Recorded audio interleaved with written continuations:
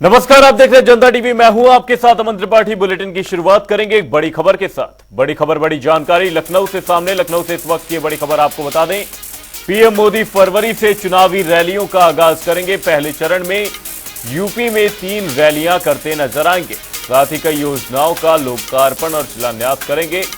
अवध क्षेत्र, कानपुर क्षेत्र में रैली करेंगे। वहीं काशी, गोरखपुर, पश्चिमी क्षेत्र में भी रैली की जाएगी। वहीं ब्रज क्षेत्र की रैली और अलीगढ़ में यह रैली देखी जाएगी। ब्रज क्षेत्र की रैली अलीगढ़ में देखी जाएगी। बड़ी खबर, बड़ी जानकारी सामने। पहले चरण में प्रधानमंत्री मोदी यूपी में 3 रैलियां करते नजर आएंगे। वहीं कई योजनाओं का लोकार्पण और शिलान्यास करेंगे पीएम मोदी। अवध क्षेत्र, कानपुर क्षेत्र में रैली करेंगे। वहीं काशी, गोरखपुर और पश्चिम क्षेत्र में भी रैली करते पीएम मोदी नजर आएंगे। वहीं ब्रज क्षेत्र की रैली अलीगढ़ में की जाएगी। पीएम मोदी फरवरी से चुनावी रैलियों का आगाज करने वाले। 2024 लोकसभा चुनावों को लेकर बीजेपी कोई कसर नहीं छोड़ना चाहती। अब इसी बीच कई योजनाओं का लोकार्पण और शिलान्यास करेंगे। इसी खबर पर हमारे संवाददाता अनूप कुमार सिंह हमारे साथ जुड़े हुए हैं। अनूप, आपसे जानना चाहेंगे, प्रधानमंत्री मोदी 2024 की हुंकार फरवरी से भरने वाले। फरवरी से उनकी रैलियों की शुरुआत होगी। क्या कुछ बड़ी बातें रह सकती हैं? वहीं प्रधानमंत्री मोदी का कितना बड़ा फैक्टर होने वाला है साल 2024 के लोकसभा चुनावों में?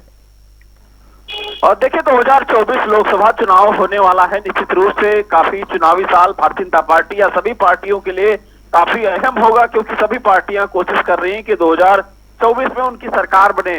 भारतीय जनता पार्टी की वर्तमान में सरकार है और इस वक्त आप समझिए कि जनवरी माह में जब अयोध्या में प्राण प्रतिष्ठा का कार्यक्रम होगा, भगवान राम अपने नए घर में विराजमान होंगे, उस समय पूरा देश राममय हो चुका होगा। और उसके बाद अब फरवरी में जब प्रधानमंत्री नरेंद्र मोदी उत्तर प्रदेश में जब रैली के लिए निकलेंगे, आप समझे चाहे अवध क्षेत्र की बात करें या फिर पश्चिम क्षेत्र की बात करें या फिर पूर्व क्षेत्र की, जिस क्षेत्र में निकलेंगे उस समय उत्तर प्रदेश में चूंकि 80 लोकसभा सीटें हैं, भारतीय जनता पार्टी की उम्मीद भी उत्तर प्रदेश से ज्यादा है, क्योंकि लगातार भारतीय जनता पार्टी कोशिश भी कर रही है और लगातार तैयारी भी कर रही है।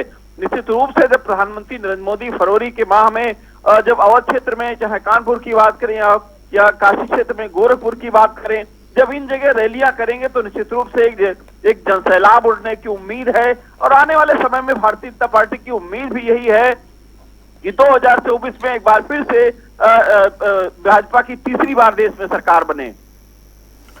जी अनूप, बने रहिएगा हमारे साथ। जल्दी आपका रुख करेंगे अवध क्षेत्र, कानपुर क्षेत्र में पीएम मोदी रैली करने वाले। वहीं काशी, गोरखपुर और पश्चिम क्षेत्र में भी रैली करेंगे। बुलेटिन में आगे बढ़ेंगे, रुक करेंगे एक और बड़ी खबर का। लखनऊ से बड़ी खबर, बड़ी जानकारी सामने। सीएम योगी के आज के कार्यक्रमों को लेकर सीएम योगी के आज कई कार्यक्रम प्रस्तावित हैं। मुख्यमंत्री नियुक्ति पत्र वितरित करेंगे। समूह ख के अधिकारियों को ये नियुक्ति पत्र वितरित किए जाने। वहीं पीएम श्री स्कूलों के आधुनिकीकरण का शुभारंभ किया जाएगा। वहीं 404 करोड़ की धनराशि से यह आधुनिकीकरण किया जाएगा। प्रोजेक्ट अलंकार में 347 करोड़ की धनराशि दी जाएगी। वहीं 12 बजे लोक भवन सभागार में कार्यक्रम आयोजित किया जाएगा। लखनऊ से ये बड़ी खबर, बड़ी जानकारी सामने। सीएम योगी के आज के कार्यक्रमों को लेकर मुख्यमंत्री नियुक्ति पत्र वितरित करेंगे। साथ ही आपको बता दें, समूह ख के अधिकारियों को नियुक्ति पत्र वितरित किए जाने। वहीं पीएम श्री स्कूलों के आधुनिकीकरण का भी शुभारंभ किया जाएगा। वहीं 404 करोड़ की धनराशि से यह आधुनिकीकरण किया जाना है। वहीं प्रोजेक्ट अलंकार में 347 करोड़ की धनराशि दी जाएगी। 12 बजे लोक भवन सभागार में यह कार्यक्रम आयोजित किया जाना है। सीएम योगी के आज के कार्यक्रमों को लेकर यह बड़ी खबर, बड़ी जानकारी। मुख्यमंत्री नियुक्ति पत्र वितरित करते नजर आएंगे। वहीं समूह ख के अधिकारियों को यह नियुक्ति पत्र सौंपा जाएगा। इसी खबर पर लखनऊ से हमारे संवाददाता अनूप कुमार सिंह हमारे साथ जुड़े हुए हैं। अनूप, आपसे जानना चाहेंगे, यहां पर सीएम योगी के आज कई कार्यक्रम प्रस्तावित हैं। क्या कुछ बड़ी बातें रहने वाली हैं इस कार्यक्रमों के दौरान?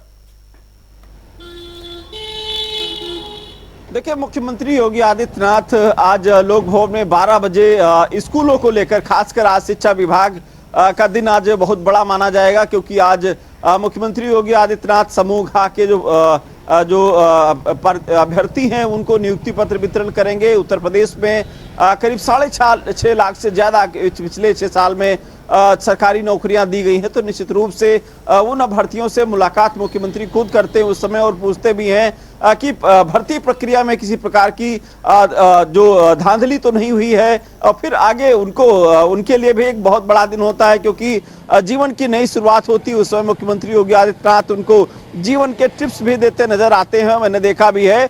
आज भी मुझे लगता जितने भी पिछले जो नियुक्ति पत्र वितरण कार्यक्रम भी हुए हैं उसमें एक जीवन के संघर्ष को लेकर भी उनको ने एक प्रेरणा दी है मुख्यमंत्री योगी आदित्यनाथ ने। और पिछले जब नियुक्ति पत्र वितरित हुए हैं उसमें पिछली सरकारों को भी कहीं न कहीं तंज कसते भी नजर आए हैं कि मुख्यमंत्री योगी की पिछली सरकारों में जिस तरीके से भर्ती प्रक्रिया में बंदरबाट होता था, सीटें निर्धारित होती थी, कौन कितनी भर्ती कराएगा, किसके कितने अभ्यर्थी उसमें होंगे, तो ये सब कहीं न कहीं उत्तर प्रदेश में अब खत्म हो चुका है। तमाम भर्तियां जो कोर्ट में पहुंच जाया करती थी वो भी प्रक्रिया लमसम अब उत्तर प्रदेश में जो भी भर्ती प्रक्रिया निकली है वो पारदर्शी तरीके से उसको मुकाम तक पहुंचाया गया है और तमाम करीब 6.5 लाख से ज्यादा अभ्यर्थियों को अब तक सरकारी नौकरी मिल चुकी है।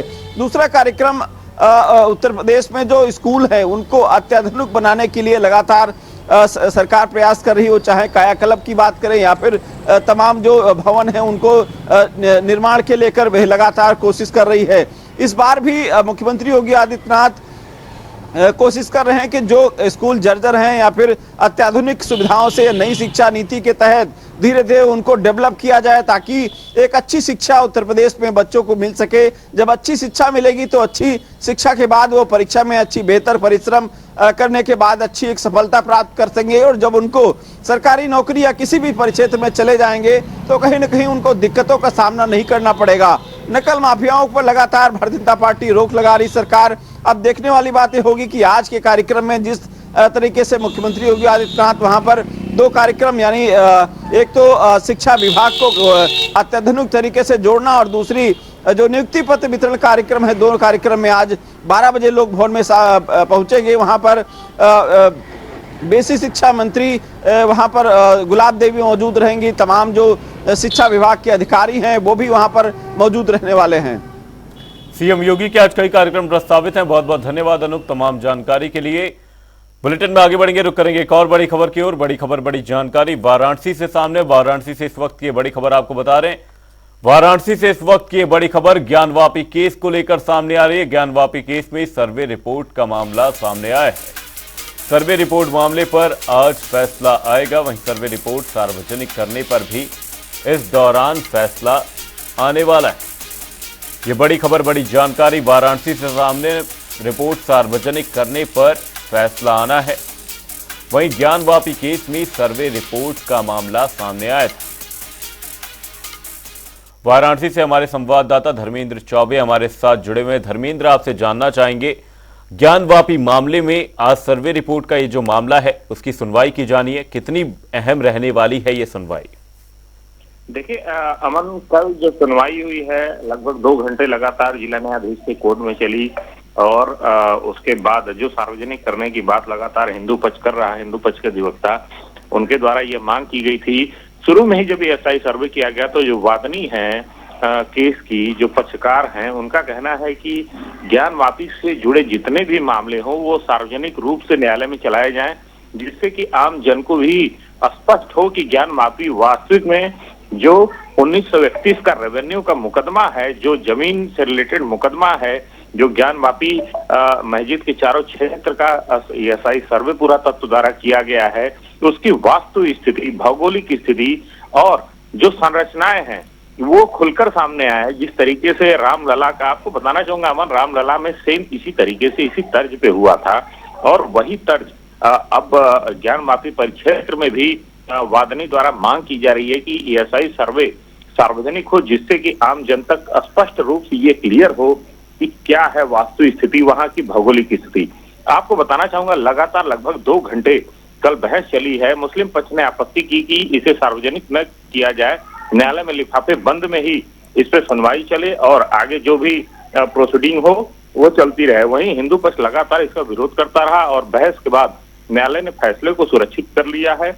आज लगभग 2 बजे के बाद न्यायालय में सुनवाई होगी। कुछ देर बहस के बाद जिला न्यायाधीश वाराणसी द्वारा इस मामले में आदेश दिया जाएगा कि क्या सार्वजनिक होगी या नहीं होगी।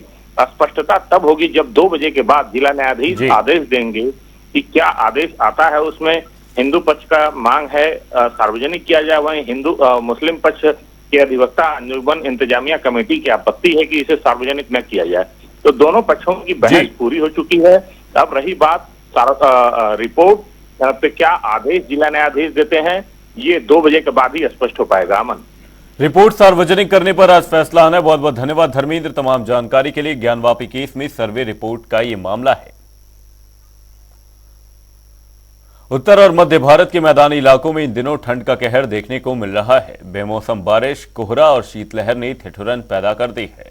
लोगों को ठंड से बचने के लिए आग का सहारा लेना पड़ रहा है। बता दें कि कई इलाकों में कल और आज बारिश देखने को मिली, तो वहीं आज सुबह के वक्त भी हल्की बारिश और कोहरे का दौर जारी है। यूपी में अलग अलग इलाकों में कोहरे से विजिबिलिटी में भारी कमी आई है, जिससे यातायात प्रभावित हो रहा है।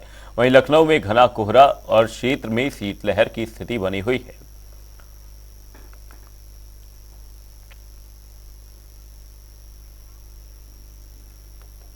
अयोध्या में आगामी 22 जनवरी को भगवान राम के नवनिर्मित मंदिर के शुभारंभ और प्राण प्रतिष्ठा समारोह है, जिसके सिलसिले में आगामी 14 से 22 जनवरी के बीच प्रदेश के सभी नगरों में राम मंदिर रथ निकाले जाएंगे और कलश यात्राओं का आयोजन किया जाएगा। साथ ही बता दें, इस बारे में प्रदेश के पर्यटन और संस्कृति मंत्री जयवीर सिंह ने सभी विधायकों को पत्र लिखकर सहयोग मांगा है। पत्र में विधायकों से आग्रह किया गया है कि वे व्यक्तिगत रुचि लेकर कार्यक्रमों की अलौकिकता के लिए अपना सहयोग दें। साथ ही बता दें, पर्यटन और संस्कृति मंत्री के इस पत्र के साथ प्रदेश के मुख्य सचिव दुर्गा शंकर मिश्र की ओर से सभी मंडलायुक्तों और जिलाधिकारियों को भेजे गए पत्र की प्रति भी संलग्न की गई है।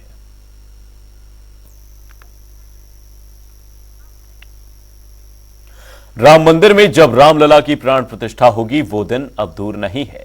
बता दें, बरेली में 3 तलाक पीड़िताएं रामलला के लिए सुंदर वस्त्र बना रही हैं। बताया जा रहा है कि यह वस्त्र बरेली की मशहूर जरी से तैयार किया जा रहा है। यह वस्त्र पूरी तरह से मोती जड़ित होंगे। 26 जनवरी गणतंत्र दिवस के अवसर पर ये महिलाएं अयोध्या आएंगी और रामलला के दर्शन पूजन कर उन्हें ये वस्त्र भेंट करेंगी।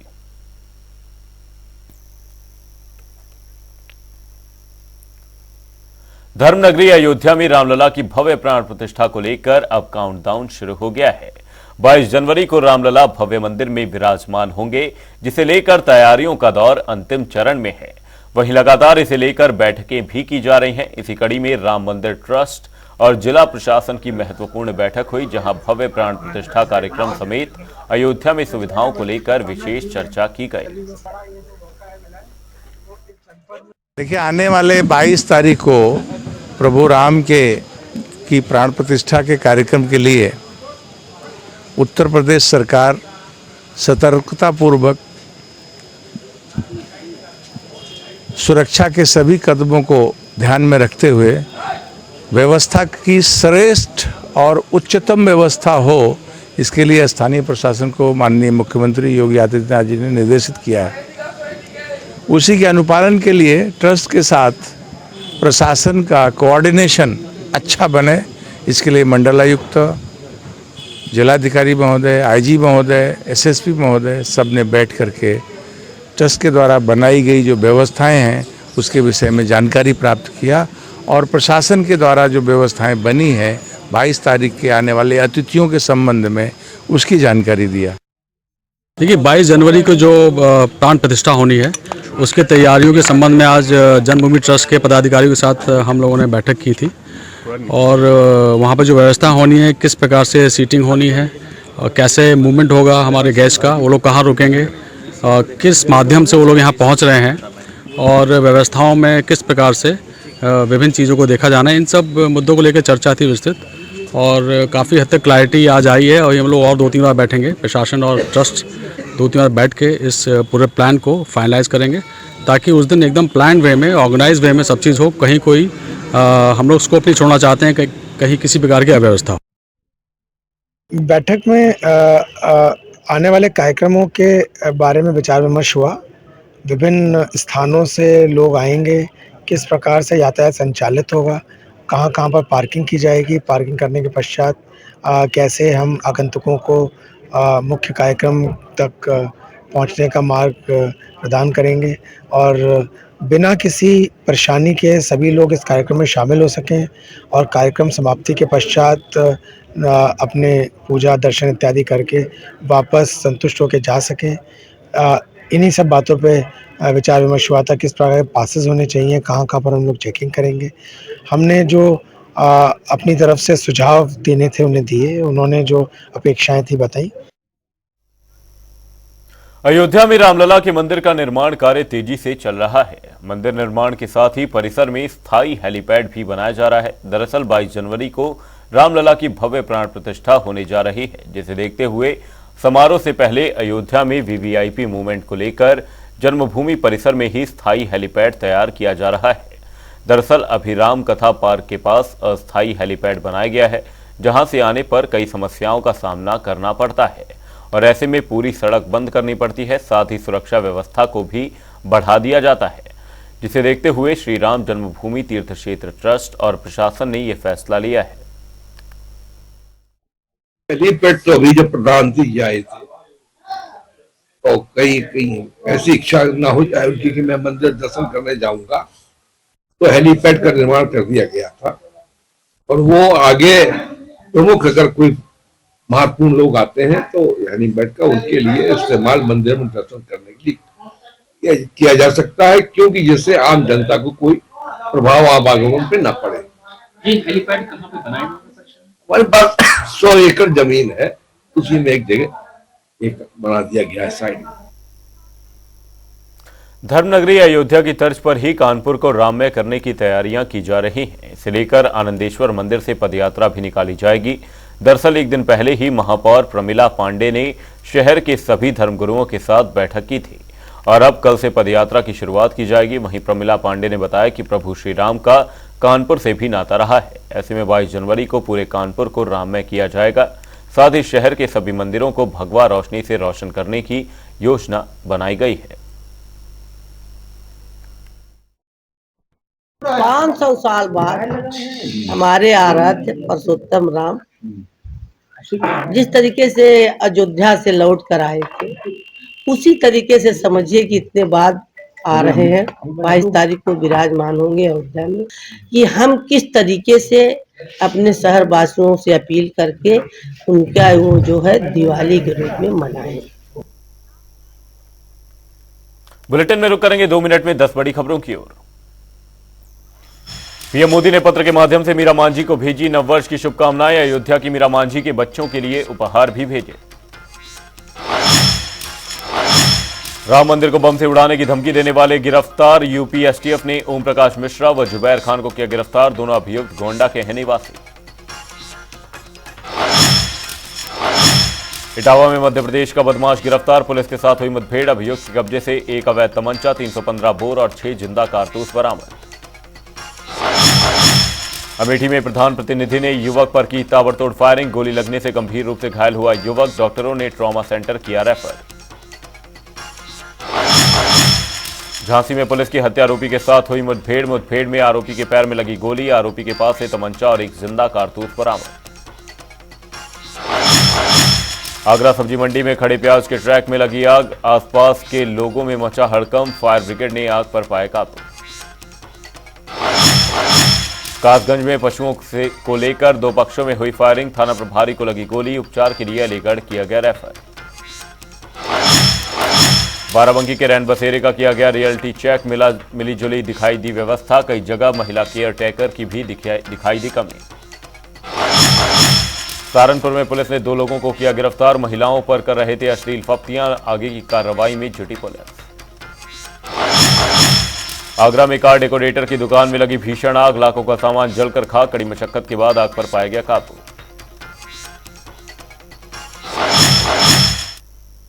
बुलेटिन में फिलहाल के लिए सिर्फ इतना ही। कहीं जाएगा नहीं। जनता डी पर खबरों का सिलसिला रहेगा जारी। तब तक के लिए नमस्कार।